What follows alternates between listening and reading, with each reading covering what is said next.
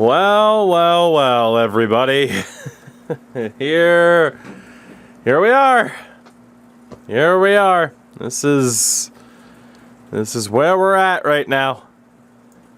Before we get heavily into talking about the Boston Bruins, I want to make a quick note. First and foremost, the webcam might be out of sync. Let me know. Again, I lost power before streaming, thanks to a lovely thunderstorm, so that was cool.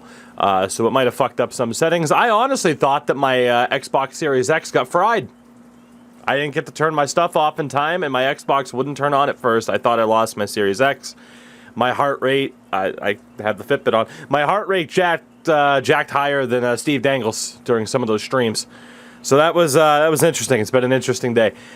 Before talking about the Bruins, while Sin, Endo, and myself will talk about this in depth on Monday with the Toogies Take podcast, Spotify, Apple, Google, YouTube if you want to watch it video version. While we'll talk about this in depth on Monday, I'm sure. Again, I'm not one of those who happen to be tap dancing on the Leafs' grave right now. I was rooting for the Leafs in that series. I am very very sorry. Honestly, that's the best way to put it. I am very, very sorry. Yosei, thank you for the 17 months, by the way. Yeah, man, just there's gonna be a lot of talk about what happens with the Leafs as that alert finally comes through. You'd love to see it.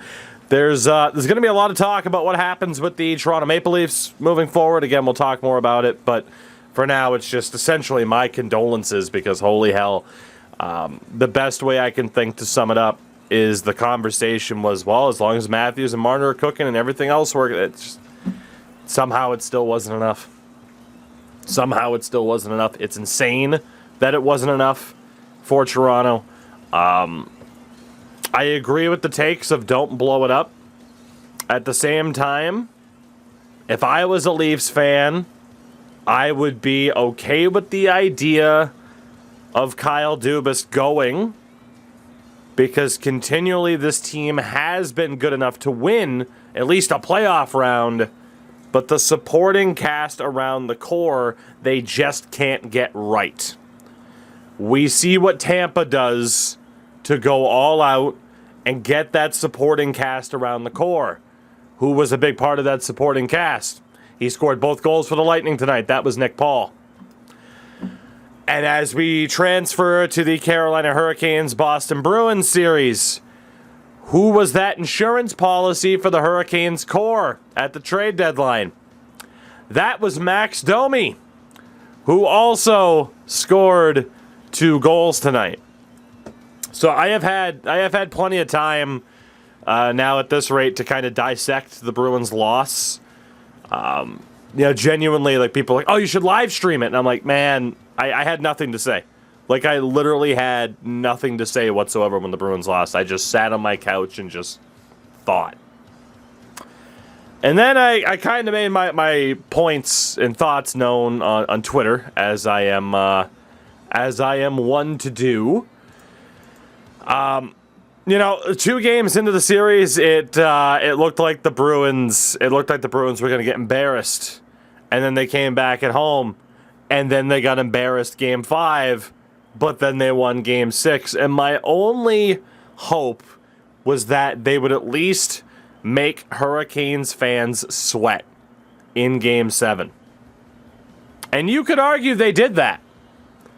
They also waited until the last 20 seconds of the fucking game to do it. But I guess technically the monkey paw curls, I got what I asked for. So that's great. It's funny because I've been thinking obviously a lot now in the last hour or so since the Leafs lost about what's next in their future, and they can afford to kind of stay the course. I don't know if the Bruins can. As much as I kind of mentioned with the Leafs about keep the core intact, maybe Kyle Dubas goes because he can't get the right pieces into place. I mean, that issue was even furthered when talking about Don Sweeney's track record. While the Bruins weren't embarrassed, and they have a similar situation to Toronto, where you can say, "Shit, we just lost to a really good team." Fuck the way the standings work. We lost to really good teams, and you can certainly say that. At the same time, I am kind of leaning towards my initial take when I thought they were going to get swept. Of I would like to see Don Sweeney go. I can't help but wonder if Bruce Cassidy will be the one to go, because it's easier to fire a coach. Even though I think for the most part, he might be able to get the most out of the players and what he's given. But it's a really tough pill to swallow when you see two people that were traded at the deadline, as a Bruins fan, Max Domi and Nick Paul, on this day specifically, having great games and helping their teams win. On the flip side, who knows what Andrew Kopp will do on Sunday. If Andrew Kopp has a good game on Sunday for the New York Rangers, Don Sweeney needs to be fired into the sun. Because that would be 3 targets he could have gone for. And people will be like, Max Domi wasn't that good, he just had a good game. Nick Paul wasn't that good, he just had a good game. Yeah, I'll take someone who shows up in clutch moments. Thank you. No disrespect to Tomas Nosek, but, he didn't do much, bud. He didn't do much. Eric Hall in the playoffs. Didn't do much, did you? That entire team. You knew at the trade deadline, that's you watching this, odds are, because I screamed from the fucking rooftops that the Bruins needed offensive help. We got the responses. Well, they got Elias Lindholm. We got Elias Lindholm. Hampus Lindholm. I wish we fucking got Elias Lindholm. Holy shit. That would have been a godsend. We got Hampus Lindholm. Everything's fine. Who needs offense? What failed the Bruins in this 7-game series?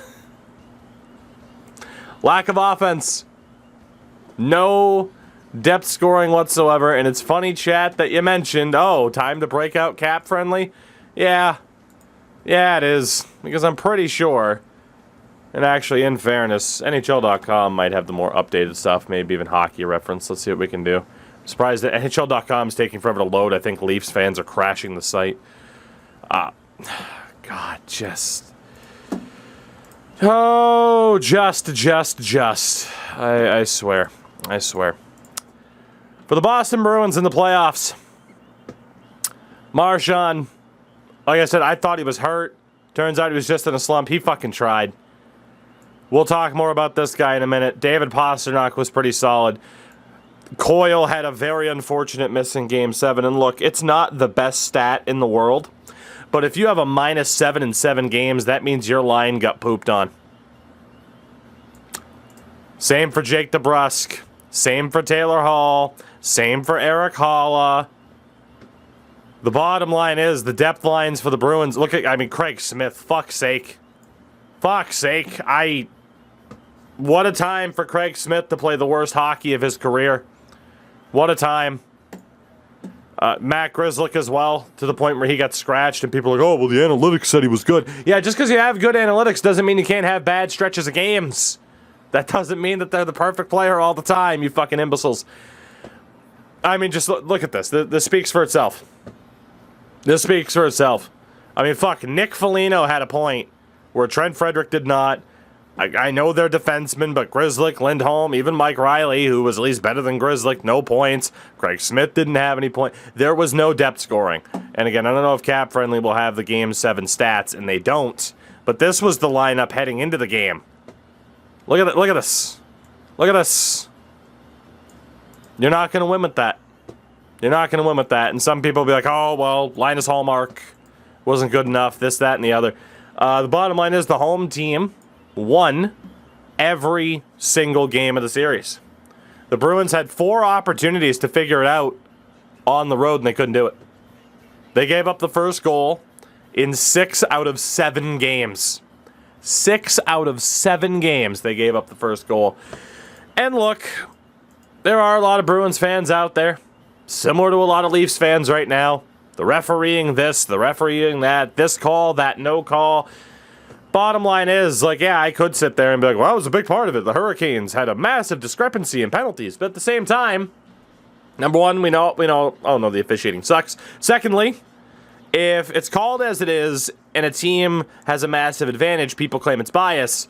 But if the referees do the evening up of penalties, people say it's bullshit. There's literally no winning. There's no solution for anybody to ever be happy. That's just what it is. That's just what it is.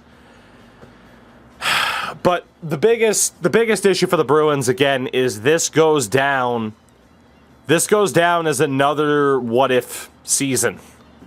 This was a stat that was out there from Bruins _stats.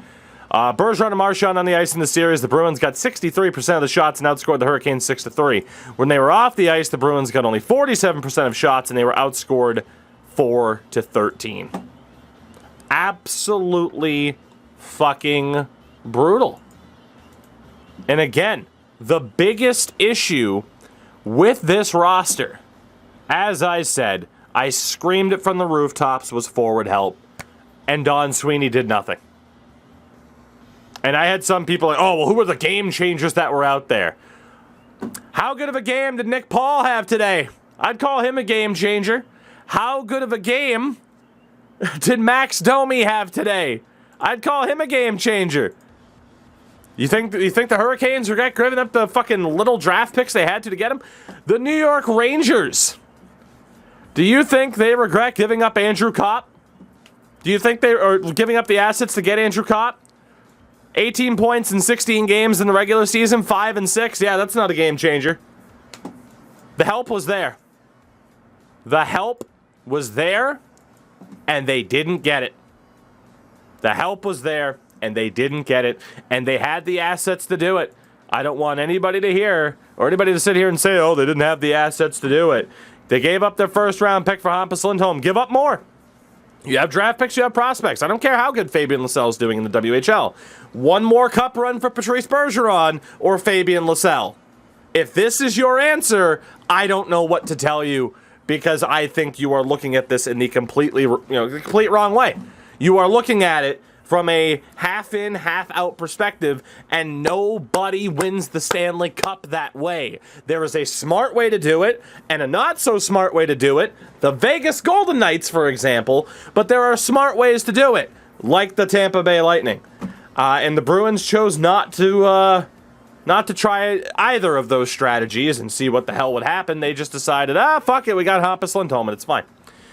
So, yeah.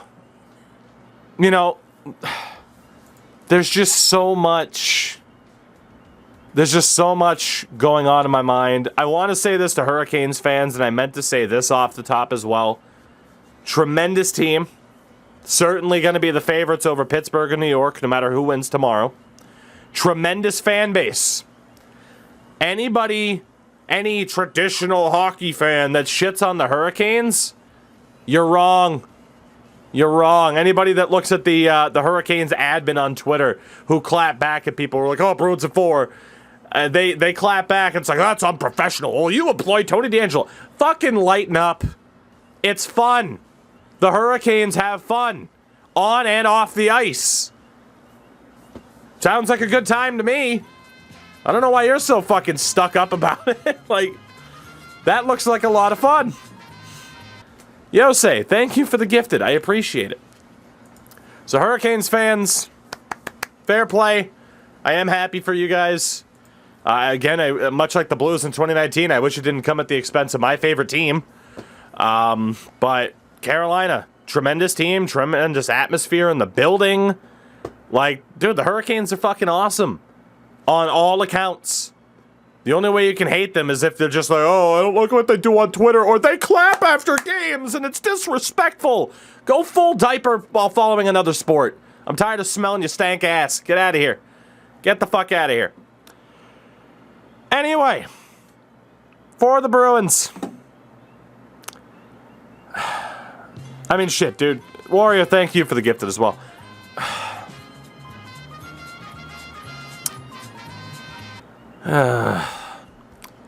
I don't know where to go in terms of like games, the series in general in Game 7. It's just, it all comes back to, yes, much like Leafs and Lightning, a really good team is going to get knocked out in round 1 and somebody was going to be unhappy. That was bound to happen. The problem is, much like Leafs fans know, that team was good enough to win that series. The Bruins were good enough to win this series. I said on the podcast, Bruins in 7. Bracket challenge, I did not say that. I am actually, as was pointed out in chat, currently in first. Currently in first for the bracket challenge. I have gotten, well, every series that's over so far, I've gotten right. So that's cool. I guess. God damn it. I actually got the Eastern Conference almost completely right if Pittsburgh wins in 7, which is pretty funny. But all in all, I can only go back to the same point. It's just I'm done with Don Sweeney. The team that the Bruins had in the playoffs were good enough, but at the same time, championship level teams don't look at their team and say, okay, this is good enough. They add even more. And yes, the Bruins made an addition with Hampus Lindholm. But what I said at the time, and again, this is one of those instances where people are just going to be like, oh, this fucking guy will never admit it's wrong. See, this is the problem. This is the problem, right? A lot of people are like, man, Tookie, you never admit that you're wrong and you think you have a know-it-all attitude. Was I fucking wrong, though, about the Bruins trade deadline? Was I wrong? Call me an asshole. Call me an egomaniac. Call me a know-it-all. But I was right. They didn't have enough offense to win. I was correct. Not sorry about it either. And I just don't understand how somebody in that situation, you're either well-connected enough, smart enough, good at your job, whatever, how somebody in that situation like Don Sweeney can look at that roster and say, you know, it's not worth the extra assets to give up. We're done, and we're not going to push. How somebody like that is in that position, but then you have people like me who can scream from the rooftops like, hello, fire, and he's like, I don't even smell smoke. I don't know what you're talking about. I'll never understand that. I'll never understand that. As my light falls, even my lights are wanting to give up on Don Sweeney. It's a beautiful time. It's a beautiful time. Let me see if I can fix this son of a bitch. Thank you. Anyway, you're a YouTuber, that's why. Yeah, I guess I have more time to focus on team building. So again, Leafs fans, I'm sorry. Endosin and I will talk more about that on Monday's podcast. Canes fans, GG. Good luck. This might be the year for you. It really could be. Bruins fans, it fucking sucks. It sucks. But they weren't good enough. They were good enough, but they weren't good enough. You know what I mean? They had the talent, but you think back, Trent Frederick hitting the post, they go right back down the other way and score. Charlie Coyle had a fucking A-grade shooting chance and just couldn't settle the puck. You look back at those chances, the execution just wasn't there. The overall team depth wasn't there either, and that, to me, is the biggest takeaway from this, is that Don Sweeney needs to go. He does. And the biggest takeaway from this is the fact that Patrice Bergeron, his deal is up, and he might be leaving or retiring. And it's... that's where any sadness as a fan comes from for me. Like, Patrice Bergeron has almost been a constant in, like, my hockey viewing, and the fact that, who knows, that might be over. It sucks a lot. And, you know, they made it to 3 Stanley Cup finals with him. 1-1. You know, I think most franchises, at least a lot of them, had the stories of what could have been, should have been more, should have been this. I'm glad he at least has one. You know, he can obviously still go, but at 36 years old, sometimes guys they're just ready to move on. He has a family. He obviously has an extensive injury history as well. The fucking guy played in the Cup final in 2013 with a hole in his lung. Especially if Bergeron's gone, I want Don Sweeney gone. I want a new vision, because if Bergie's gone, that window's shut. Then who knows what happens with David Pastrnak. But if Bergeron goes, we're not focused on Brad Marchand and Patrice Bergeron anymore. We're focused on Charlie McAvoy, who's only 24 years old, which means you're probably taking a step back for the first couple years of this contract. 2, 3, maybe even 4 years of that contract, while you try to figure it out and get the right pieces into place. You know, it's just, like I said, you look at that defense. Carlo didn't have the best series at all. Grzelcyk played the worst hockey of his career. Derek Forbort was the best defenseman that the Bruins had, which is shocking, because it's Derek Forbort. It was nice to see him finally live up to that contract, though. But, again, you look at this forward core. It's a mess. We knew it was a mess heading into it. It's like, oh, well, this line played really well towards the end of the regular season. Apologies if there was a freeze there for a second. This line played really well in the regular season. Yeah, and they didn't in the playoffs, and you didn't have the depth to back it up. It's just, you know, I'm at the point where I feel like there are certain things that I was going to mention that just can't, I can't bring to the forefront of my thoughts right now. It just sucks. It just sucks. And for as much as I've talked about, oh, I'm looking forward to seeing what this team does and what this team does, I'm not really looking forward to seeing what the Bruins do in the offseason. Because they have been very, very resistant to change in the past. And I have a feeling the same thing's going to happen, which really sucks. Like I said, for the Leafs, I do think you keep that core together. You just have to get the right supporting cast around the Stars. For the Bruins, man, I don't know. For the Bruins, I don't know what you do at this point. So much of their off-season plan is dependent on what Patrice Bergeron does. So not only did they lose today, but now every Bruins fan is just kind of stuck in limbo. Like, legitimately, like, we can sit there and look at the Leafs and be like, well, you keep it together, you try to get rid of Mrazek, you maybe get rid of Hall and Kerfoot, blah, blah. There's an outline. For the Bruins, what's the outline right now? I don't know. It all depends on what happens with Patrice Bergeron, and we might have to wait a little bit for that. Which really, really sucks. So, I could rant and ramble about this all night. I'm sure we'll keep talking about it on stream. Like I said, we'll talk more about it on the podcast Monday night. Tukey's Take Podcast. Again, YouTube. Everywhere podcasts can be heard. Google, Apple, Spotify. Just search Tukey's Take Podcast. You'll find it. Do I think Patrice will retire, though? There's a good shot. There's a very good shot. I mean, you know, you put it at a 50-50 bare minimum, obviously. You know, that's the one thing that sucks. Go Avs, K-bye. That's the thing about Bergeron. It's just you don't know. Who would take over the Bruins spot in the Atlantic if they fall off, Ottawa or Buffalo? My opinion, neither.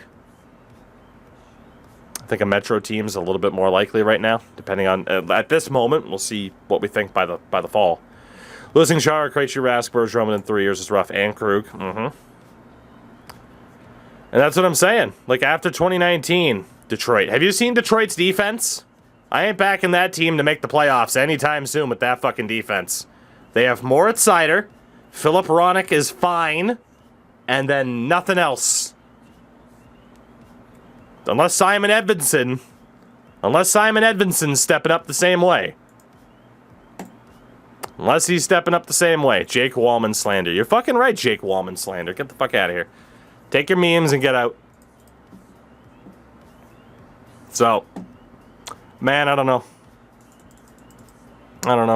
Shout out to Playmaker in chat, by the way. Happy for you, sir. Even though you very much gave up on the Lightning in Game 6. You very much thought it was over, which is fine. I understand. Fucking Tampa might win 3 in a row, for fuck's sake. It's ridiculous. Man, I just... Like I said, there's so many thoughts going on right now with the 2 losers and the 2 winners of the night so far. And literally, as we're recording this, you know, it's second intermission for Oilers and Kings. So... Oh, man. I just really hope. That's my biggest takeaway. I just really hope Patrice Bergeron isn't done. I really fucking hope Patrice Bergeron isn't done. You know, it won't quite obviously be to the same extent of like, oh, they wasted Ray Bourque, but it's just not going to sit right to know that they only got 1 Stanley Cup with Patrice Bergeron. That's just not going to sit right at all. Like, you were talking about legitimately the greatest two-way player in the history of the sport, and he only wins once. But that's hockey, and shit's not fair. You know? Team sport, and shit's not fair, and unfortunately, like I said, I'm ready for Don Sweeney to go. So, we'll change our focus for the rest of the stream. We'll keep talking about it, obviously, because it's what's there, right? It's what's at the forefront with the NHL playoffs, but man. Fire Don Sweeney, please. Fire Don Sweeney. I want a new vision for the Boston Bruins moving forward. Please, please, please. A new vision for the team moving forward. Because Don Sweeney's vision is shot if he didn't think that they needed to compete in terms of going out and getting a forward. And that's my thing. Oh, Max Domi's not going to be a game changer. You never know when someone's going to be a fucking game changer like Max Domi or Nick Paul were tonight. You never fucking know. And that's why you get that insurance.